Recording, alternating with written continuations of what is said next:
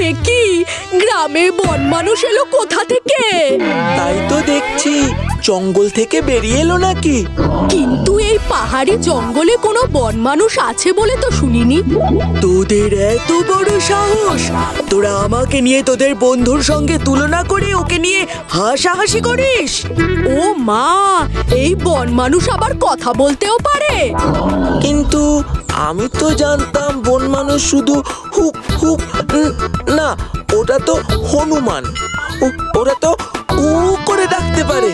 কথা বলতে না পারলে কি আর এমনি এমনি সবাই আমাদের মানুষ বলে?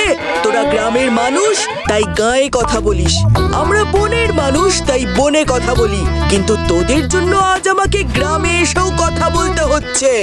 বন মানুষ ভাই, আমাদের খুব বড় ভুল হয়ে গেছে। এই তো এবারে বন মানুষ হবে আমার তরফের দাস।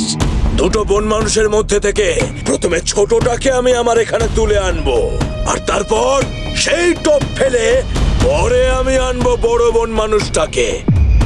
তারপর তাদের আমি আমার শক্তিতে আরো শক্তিমান করে যা ইচ্ছে তাই করাবো।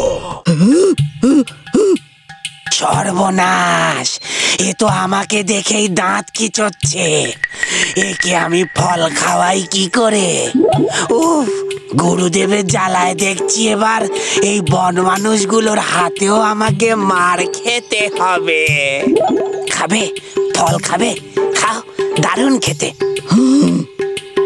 এই মেরেছে। এরা বন মানুষ হলেও বুদ্ধিতে তো আমাকেও 10 গোল দেয় দেখছি।